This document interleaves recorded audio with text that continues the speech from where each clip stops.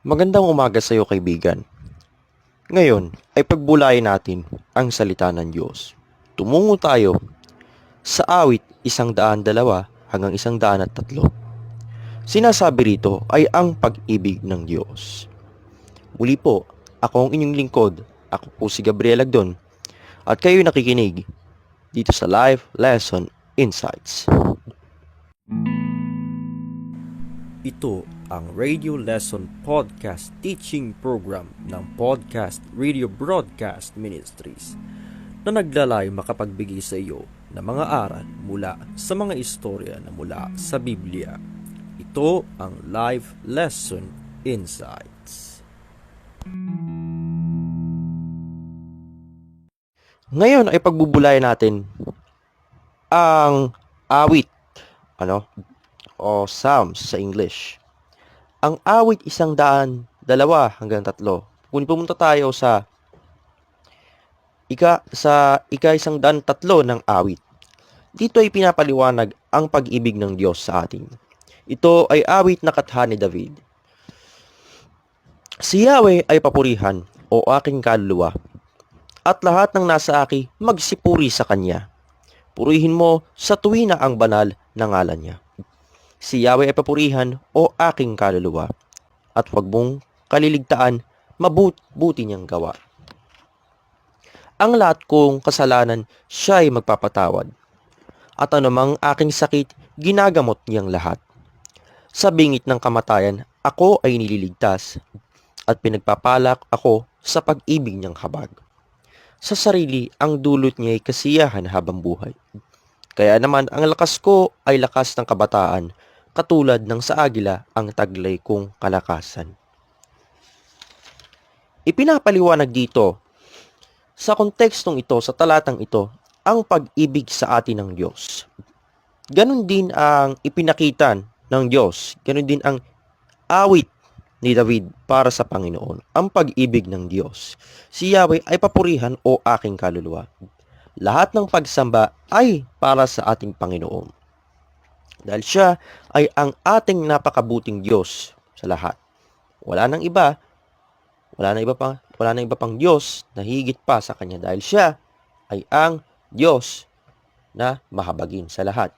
Siya rin ang Diyos na mapagpatawad sa lahat. At ito si Yahweh, ang ating Panginoon.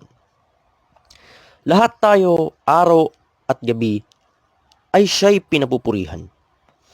Hindi lamang tayo tuwing linggo nagpupuri sa Kanya, kundi araw at gabi. Hindi lamang tayo tuwing Biyernes nagpupuri sa Kanya o Sabado sa Kanya, tuwing araw-araw tayo nagpupuri.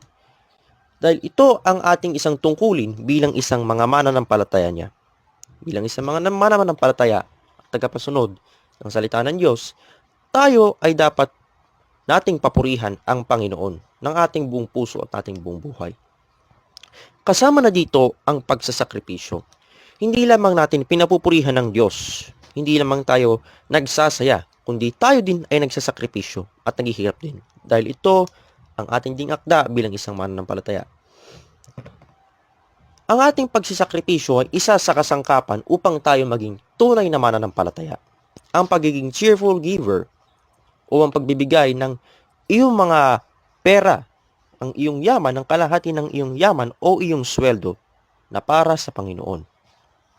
Ito ay inilalaan natin sa mga churches, sa mga simbahan. Dito natin nilalaan yan upang matulungan pa ang ministeryo na lumago pang muli. At sinasabi rito, si Yahweh ay humahatol sa talata 6. Ang gawad ay karunungan, nagtatamo ng inapi ang kanilang karapatan. Mga plano ay utos kay Moises ibinilin, ang kahanga-hangang gaway na saksihan ng Israel. Ang ating Panginoon ay hindi lamang nagpapatawad na Panginoon. Siya rin ay humahatol sa atin. Kapag tayo ay nagkakasala, tayo ay kanyang hinahatulan. Tayo ay kanyang pinapastol, kagaya ng mga namamastol sa kanilang mga tupa. Ang mga pastol ay pinapastol nila ang kanilang mga tupa upang ito ay sumunod sa kanila at upang hindi mapariwara sa kanilang buhay. Ganon din ang Panginoon sa atin. Tayo kanyang pinapastol, tayo ay kanyang pinapalo sa pamamagitan ng pagbibigay ng paghatol sa atin. Kapag tayo nagkasala, tayo kanyang hinahatol o pinapastol. Ang mga plano ng Panginoon para sa atin ay tiyak na nakabubuti para sa atin. Kaya dapat hindi natin pangunahan ang Panginoon sa kanyang mga plano para sa atin. Ang Panginoon dapat ang manguna at magplano para sa ating buhay. Kung kinakailangan tayo man na magplano para sa ating sarili, kinakailangan na humingi tayo ng gabay mula sa Panginoon. Si Yahweh ay mahabagin, mapagmahal. Hindi madaling magalit, wagas ang pag-ibig. Banayad niya kung magalit, hindi siya nagtatanim. Yaong taglay niyang galit, hindi niya kinikimkim. Di katumbas ng pagsuway kung siya'y magparusa. Hindi tayo sinisingil, bagamat tayo ay may sala. Si Yahweh ay hindi rin lang humahatol. Hindi lamang di siya humahatol. Hindi lamang di siya nagpapatawad, kundi siya ay nagmamahal sa atin. Dahil tayo kanyang mga anak, lahat tayo mga kanyang anak. Pinapatawad niya tayo sa ating araw-araw na pagkakasala. Alam naman natin bilang isang tao, tayo ay normal na para sa atin ang pagkakasala. Lahat tayo ay nagkakasala. Ang isip natin, hindi natin may iwasan na mag-isip ng mga kasamaan. Ngunit, maiiwasan natin ang mga gawin ang mga pagkakasala na ito kapag ipinaubaya natin ang ating buhay sa Panginoon at pinigilan na gawin ang mga pag-iisip na ito. Tayo ay binigyan ng Diyos ng angkop na karunungan. Binibigyan na tayo sa ating pang-araw-araw na pananalangin sa Kanya. Tayo din ay binigyan niya ng isip upang makapag-isip ng tama. Ang ating isip ay dapat gamitin natin sa tamang pag-iisip, sa tamang pagpaplano, sa tamang pagluwalhati sa Panginoon. Tayo ay nagkakaroon ng damdamin dahil tayo ay isa ring tao. Tayo makasalanan, maaari tayong magkaroon ng iba't ibang klase ng damdamin. Maaari tayong magkaroon ng damdaming galit, maaari tayong magkaroon ng damdaming lungkot, maaari tayong magkaroon ng damdaming kasiyahan. Ngunit kapag sa pagpapupuri sa Panginoon, ang damdamin natin ay dapat masaya. At ang ating isip ay nakatuon lamang sa Panginoon. Si Yahweh ay banayad kung magalit. Sinasabi sa talata 7. Hindi siya nagtatanim, yaong taglay niyang galit, hindi niya kinikimkim. Ang tao ay kadalasan nagkikimkim ng galit. Ang iba sa atin ay nagkikimkim siguro ng galit sa nakakagalitan nila. Pero ang Panginoon ay hindi niya kinikimkim ang kanyang galit dahil siya ay mabilis magpatawad. Siya ay madaling magpatawad dahil siya ang mahabaging Diyos sa ating lahat. Amen.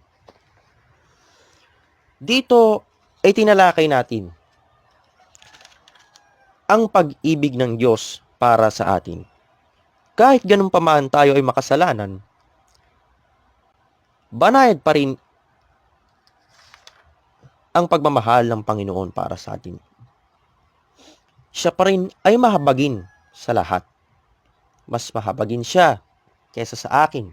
Mas mahabagin siya kaysa sa iyo. Mas mahabagin siya kaysa sa mga mababait na tao dahil siya ang Diyos ng pagpapatawad. Madali siya magpatawad para sa atin dahil kapag tayo nagdadasal, tayo pinatatawad niya sa ating mga kasalanan. Siya rin ang Diyos na humahatol sa lahat. Hinahatulan niya tayo pinapastol niya sa ating mga pagkakasala. Nagkakasala tayo araw-araw dahil sa mga mali nating pag-iisip. Ang isip natin ay parte rin ng ating pangmakamundong katawan. Ang mundo nating katawan ay hindi permanente sa lupang ito. Tayo ay gawa sa alabok at tayo rin ay babalik sa alabok. Kaya dapat, habang may mga oras pa tayo natitira dito sa mundong ito, ibigay natin ang papuri at pagluwalhati sa Panginoon. Huwag nating sayangin ang mga oras na nalalabi sa kung anumang mga bagay na nandito lamang sa mundong ito. Ang mundong ito ay hindi permanente lamang. Ngunit, ang kaharian ng Diyos ay siyang permanente. Hinahatulan tayo dahil sa ating mga kasalanan ng Panginoon. Hinahatulan tayo ng Panginoon dahil sa ating mga kasalanan.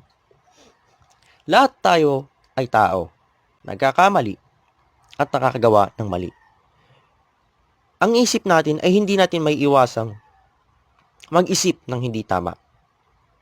Maring ngayon, ikaw ay nag-iisip ng hindi maganda sa iyong kapwa. Maring ngayon, nag-iisip ka na kumupit ng pera sa iyong mga magulang. Pero, maiiwasan natin ang mga kasalanan ito sa pamamagitan ng pagtitiwala sa Panginoon at hindi paggawa ng mga kaisipang ito. Maiiwasan po natin ang mga ito.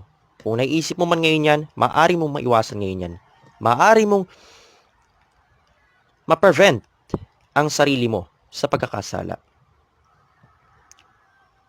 Maaari mong ma-prevent ang sarili mo sa paggawa ng naiisip mong kasalanan na yan.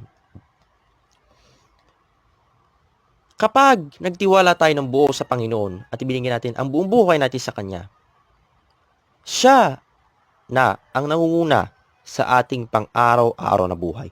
Siya na ang nagpaplano para sa atin. At ang mga plano na iyon ay tiyak na nakabubuti para sa atin. Pagkat si Yahweh ay humahatol, pagkat siya rin ang mahabaging Diyos sa lahat. At siya ang makapangyarihang Diyos sa lahat. Luwalhati ng Panginoon. Yan ang pag-ibig ng Diyos. Lahat tayo ay Kanyang iniibig. Mapabata ka man, mapatanda ka man, mapababae ka man o lalaki, lahat tayo ay Kanyang iniibig. Pagkat tayo nilikha Niya. Kaya yan ang pag-ibig sa atin ng Diyos. Ang dapat nating ibalik sa Kanya ay ang papuri at pagsamba. Ang pagluwalhati sa Kanya. Purihin ang Diyos.